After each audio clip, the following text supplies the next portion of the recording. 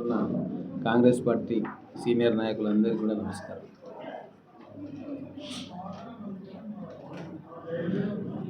నిన్న కేసీఆర్ గారు వచ్చిండ్రు. చాలా రోజుల తర్వాత ఆయన దర్శన భాగ్యం లభించింది. 10 సంవత్సరాలు ముఖ్యమంత్రిగా ఉన్న కాలంలో పట్టుమని 5-6 సార్లు కూడా మహబూబ్నగర్కు రాలే.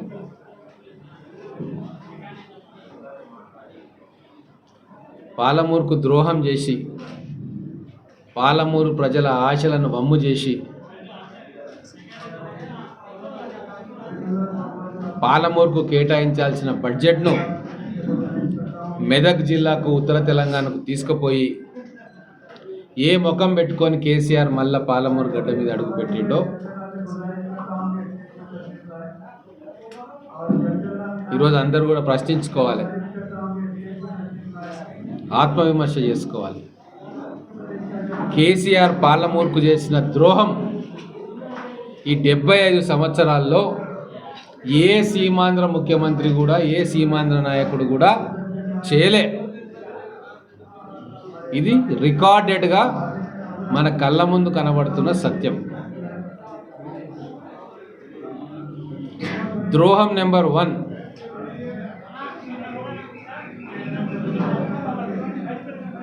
పాలమూరు రంగారెడ్డి ప్రాజెక్టు కాంగ్రెస్ ప్రభుత్వంలో అడ్మినిస్ట్రేటివ్ శాంక్షన్ అయితే దాన్ని కాసుల కక్కుర్తి కోసము జూరాల నుంచి వచ్చే ప్రాజెక్టును తీసుకుపోయి శ్రీశైలం బ్యాక్ వాటర్స్లో పెట్టి 10 సంవత్సరాలైనా కూడా 20% పనులు కూడా చేయకుండా ప్రాజెక్టును పండబెట్టిండు. అదే సమయంలో కాళేశ్వరం ప్రాజెక్టు తీసుకొని 1,00,000 కోట్ల రూపాయలతోటి ఆ ప్రాజెక్టును కంప్లీట్ చేసిండు. ఆ ప్రాజెక్ట్ కూలిపోతూ ఉంది, అది వేరే సంగతి. కానీ డబ్బు అయితే పెట్టిండు, బడ్జెట్ అయితే పెట్టిండు, కంప్లీట్ చేసిండు. ఇది కేసీఆర్ పాలమూరుకు చేసిన ద్రోహం నెంబర్ 1. ద్రోహం నెంబర్ 2, ఏ కృష్ణానది నీళ్ల కోసం తెలంగాణ ఉద్యమం చేసినామో, ఏ కృష్ణానదిలో పాలమూరు వాటా తేల్చాలి అని చెప్పి ఉద్యమం చేసినామో, ఏ పోతిరెడ్డిపాడుకు వ్యతిరేకంగా, అప్పుడున్న సీమాంధ్ర ముఖ్యమంత్రులకు వ్యతిరేకంగా పాలమూరు ప్రజలు గొంతెత్తినరో ఆ కృష్ణానది నీళ్లను జగన్మోహన్ రెడ్డి తోటి చీకటి ఒప్పందం కుదుర్చుకొని 11,000 క్యూసెక్ల నుంచి 30,000 క్యూసెక్లకు పోయింది అప్పుడు సీమాంధ్ర పాలనలో. కానీ కేసీఆర్ ముఖ్యమంత్రిగా ఉన్న కాలంలో అది 93,000 క్యూసెక్కులకు పోతిరెడ్డిపాడు ద్వారా తరలించుకొని పోతా ఉన్నారు. ఇంకా 2 లిఫ్టులు వాళ్ళు చేసుకొని మొత్తం రోజుకు 9 టీఎంసీలు పాలమూరు జిల్లా ప్రజలకు దక్కాల్సిన సాగునీరు, కృష్ణమ్మ నీళ్లను జగన్మోహన్ రెడ్డి దొంగచాటుగా 9 టీఎంసీల నీళ్లను తీసుకొని పోతుంటే ఈ దౌర్భాగ్యుడు, ఈ పాలమూరు ద్రోహి కళ్ళు మూసుకొని ఆయనకు గ్రీన్ సిగ్నల్ ఇచ్చి ఆ జగన్మోహన్ రెడ్డికి వచ్చే ఎంపీ సీట్లను రాయించుకొని మన కృష్ణమ్మ నీళ్లను తాకట్టు పెట్టిండు. బీఆర్ఎస్ పార్టీ కూడా చీకటి ఒప్పందంలో భాగంగా బీఆర్ఎస్ పార్టీ పెట్టిండు.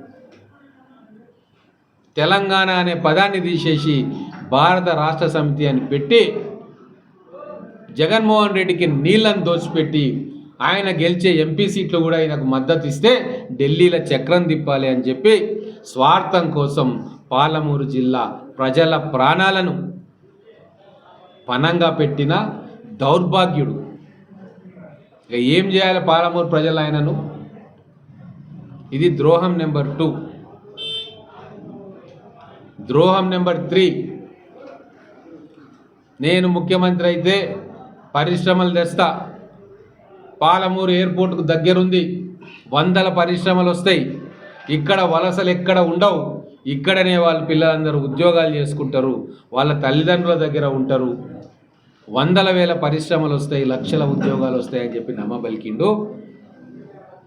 పట్టుమని 10 పరిశ్రమలు కూడా ఈ 10 సంవత్సరాలలో పాలమూరు ప్రజలకు మహబూబ్ నగర్ ఉమ్మడి జిల్లాలో పెట్టియలే. ఒక కొత్త సెజ్ను ఏర్పాటు చేయలే, పరిశ్రమలను తీసుకురాలే. కానీ గజ్వేల్లో మెదక్ జిల్లాలో వందలాది పరిశ్రమలను అక్కడ పెట్టించి అక్కడి ప్రజలకు ఉపాధి కల్పించిండు తప్ప రాజకీయ భిక్ష పెట్టిన ఆయన ముఖ్యమంత్రి కావడానికి మొదటి మెట్టు వేసిన పాలమూరు ప్రజలను, పాలమూరు ఓటర్లను నిర్దాక్షిణ్యంగా ముంచివేసిండు, కర్కశంగా వాళ్ళ ఆశల సౌదాలను కూల్చివేసిండు కేసీఆర్. ఈ 3 ద్రోహాలు చేసిండు కేసీఆర్ పాలమూరు ప్రజలకి. అందుకే ఈరోజు ఎవరు పట్టించుకోవట్లేదు ఆయనను. బండకేసి కొట్టిరు బీఆర్ఎస్ పార్టీని. 14 స్థానాల్లో 12 స్థానాలు కాంగ్రెస్ పార్టీని గౌరవ ముఖ్యమంత్రి గారు రేవంత్ రెడ్డి గారు ముఖ్యమంత్రిగా ఉండాలి అని చూసుకోవాలని చెప్పి కాంగ్రెస్ పార్టీకి ఓట్లు వేశారు. నిన్న వచ్చి రుణమాఫీ గురించి మాట్లాడతాడు కేసీఆర్. నేను మహబూబ్ నగర్ ప్రజలకు, తెలంగాణ ప్రజలకు ఒక విషయం చెప్పదలుచుకున్నా. ఆయన అనేక వాగ్దానాలు చేసిండు, అవన్నీ ఆయన పూర్తి చేయలే. వాటిని పక్కబెట్టి కేవలం రుణమాఫీ మీద చర్చ జరుగుతుంది కాబట్టి ఈరోజు దాని గురించే మాట్లాడతా.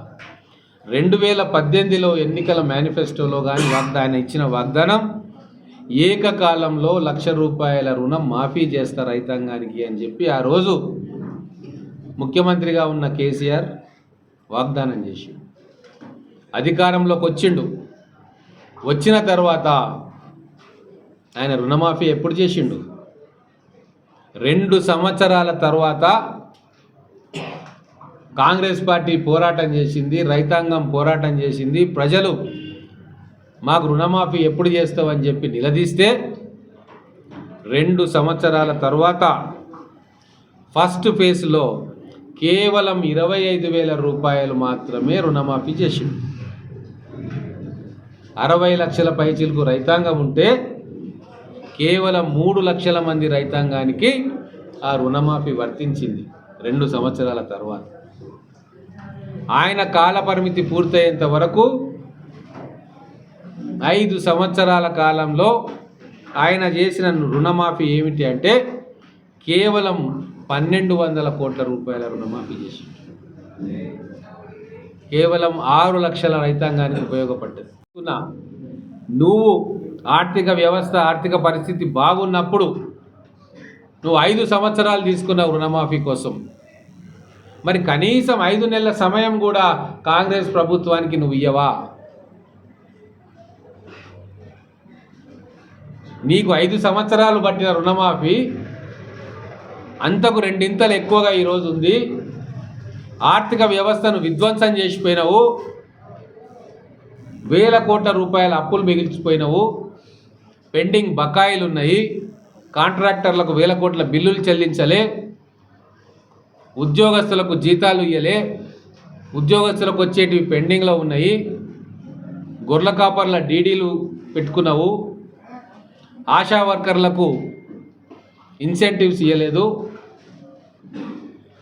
పోలీస్ కానిస్టేబుళ్లకు వాళ్ళ సరెండర్ లీవ్స్ ఎన్కాష్మెంట్ చేయలేదు, ఎవ్వరికి డిఏలు ఇవ్వలేదు. అన్నీ పేర్కొని పోయి ఆర్థిక వ్యవస్థను ధ్వంసం చేసి ఈరోజు వాటన్నిటినీ సరి చేసుకొని గౌరవ ముఖ్యమంత్రి గారు, గౌరవ ఆర్థిక శాఖ మంత్రి బట్టి విక్రమార్క గారు గాడిలో పెట్టడానికి ప్రయత్నం చేస్తూ సంక్షేమ పథకాలని గ్రౌండింగ్ చేస్తూ ఉన్నారు ఒక్కొక్కటిగా. ఈరోజు ఆగస్టు 15 లోపల రైతాంగానికి 2 లక్షల రుణమాఫీ ఇస్తా అని చెప్పి గౌరవ ముఖ్యమంత్రి గారు ప్రకటించింది. అన్నీ చూసుకొని బ్యాంకర్స్ తోటి మాట్లాడుకొని వెసులుబాటును చూసుకొని అత్యవసర పరిస్థితులకు నగదు అందుబాటులో పెట్టుకొని ఎంప్లాయీస్కి జీతాలు 1వ తారీఖు 2వ తారీఖు ఇచ్చే సదుపాయాన్ని కల్పించుకొని పాత బకాయిలను ఒక్కొక్కటిగా తీర్చుకుంటూ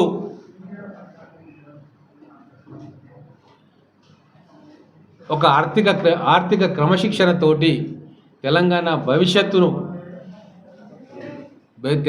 భవిష్యత్తు కోసం ఆచితూచి అడుగులేస్తూ ఈరోజు ఆగస్టు 15 లోపల రుణమాఫీ చేస్తామని చెప్పి ముఖ్యమంత్రి గారు ప్రకటిస్తే దొంగ నాటకాలు మొదలుపెట్టిర్రు. తెలంగాణ రాకంటే ముందే రాజీనామా అస్త్రం ప్రయోగించి ఆ రోజు మీరు లాభపడ్డారో ఈరోజు కూడా మళ్ళా ఆ బూటకపు రాజీనామాలు చేసి ప్రభుత్వం మీద బురద జల్లే కార్యక్రమం చేస్తున్నారు. కానీ తెలంగాణ ప్రజలు మీరు చేసే ఏ మోసాలను కూడా నమ్మరు. కాంగ్రెస్ ప్రభుత్వం మీద పూర్తి నమ్మకం ఉంది. గతంలో ఇచ్చిన వాగ్దానాన్ని నెరవేర్చింది కాంగ్రెస్ ప్రభుత్వం. 2004 నుంచి 14 దాకా ఇచ్చిన వాగ్దానాలన్నిటినీ కూడా పొల్లుపోకుండా తూచా తప్పకుండా అమలు చేసిన చరిత్ర. గొప్ప వాగ్దానం తెలంగాణ ప్రజలకు ఇచ్చింది కాంగ్రెస్ పార్టీ. తెలంగాణ రాష్ట్రం ఇస్తామని చెప్పి ఎన్ని ఇబ్బందులైనా, దేశంలో ఎన్నో రాజకీయ పార్టీలు ఒప్పుకోకున్నా, పార్లమెంటులో తగు స్థాయిలో బలం లేకున్నా అందరినీ ఒప్పించి మెప్పించి ఆంధ్రప్రదేశ్లో పార్టీ తుడిచిపెట్టుకొని పోతుందని తెలిసి కూడా తెలంగాణ ప్రజల కోసం ఇచ్చిన మాట ప్రకారం తెలంగాణ రాష్ట్రాన్ని ఇచ్చిన దేవత సోనియా గాంధీ గారు ఇచ్చిన పార్టీ కాంగ్రెస్ పార్టీ. మళ్ళీ ఇప్పుడు వాగ్దానం చేసింది 6 గ్యారెంటీలు. ఖచ్చితంగా రాబోయే సంవత్సరాల్లో అన్ని గ్యారెంటీలు కూడా అమలవుతాయి. కానీ ఆర్థిక క్రమశిక్షణతో పకడ్బందీ ప్రణాళికతోటి ఒక్కొక్కటి క్లియర్ చేసుకుంటూ ప్రజలకు ఎటువంటి అసౌకర్యం కలగకుండా ఇవన్నిటినీ కూడా అమలు చేస్తుంది. తెలంగాణ ప్రజలు ఇదే కోరుకుంటున్నారు. పిచ్చి పిచ్చి వాగ్దానాలు చేసి ప్రజలను నమ్మబలికి ఓట్లు వేయించుకునే ఆలోచన కానీ మనస్తత్వం కానీ కాంగ్రెస్కు లేదు. మీలాగా ఒక ఎలక్షన్ ఉప ఎన్నికల గెలవనీకే దళిత బంధు ఇస్తా అందరికీ అని చెప్పి ఒక్క నియోజకవర్గంలోనే 21,000 కుటుంబాలకు నువ్వు దళిత బంధు ఇచ్చి మిగతా అన్ని నియోజకవర్గాల్లో ఉన్న దళితులను ఎండబెట్టినావు. వాళ్ళకు ఆశ కల్పించి అడియాశలు చేసినావు. ఒక ఆర్థిక క్రమశిక్షణ లేని ఒక విధ్వంసకారుడిగా తెలంగాణ నిన్ను చూస్తుంది తప్ప ఒక నిజాయితీ గల రాజకీయ నాయకుడిగా నిన్ను చూడట్లే. కాబట్టే నువ్వు పాలమూరుకు వచ్చి ఎన్ని సొల్లు కబుర్లు చెప్పినా ఇక్కడ పార్లమెంట్ అభ్యర్థికి డిపాజిట్ రాదు. కనీసం ఒక 20% ఓట్లు కూడా తెచ్చుకునే పరిస్థితి లేదు. కాబట్టే ఈ రుణమాఫీ డ్రామా, రాజీనామా డ్రామా కేసీఆర్ గారు పాలమూరు గడ్డ మీద కొత్త నాటకాన్ని తెరదీస్తున్నారు. అందుకే మళ్ళొకసారి మహబూబ్నగర్ ప్రజలకు గుర్తు చేస్తున్నా, పాలమూరు బిడ్డలకు 3 రకాలుగా వంచిన కేసీఆర్, 3 ద్రోహాలు చేసిన కేసీఆర్ ఆ బీఆర్ఎస్ పార్టీని రాబోయే ఎన్నికల్లో బొందబెట్టాలని చెప్పి విజ్ఞప్తి చేస్తూ ఉన్నా. మేము ఓడిపోతున్నామని వాళ్ళకు తెలుసు. అందుకే లోపాయకారిగా బీజేపీ పార్టీని గెలిపించే ప్రయత్నం చేస్తున్నాడు. మరి బీజేపీ పార్టీ ఏం వెలగబెట్టింది 10 సంవత్సరాల్లో? ఇదే మోడీ గారు ప్రధానమంత్రిగా ఉండి ఒక్క అదనపు రూపాయి కూడా మహబూబ్ నగర్ కోసం ఖర్చు పెట్టలే. పాలమూరు రంగారెడ్డి ప్రాజెక్టుకు అదనపు నిధులు కేటాయించలే, జాతీయ హోదా కల్పించలే.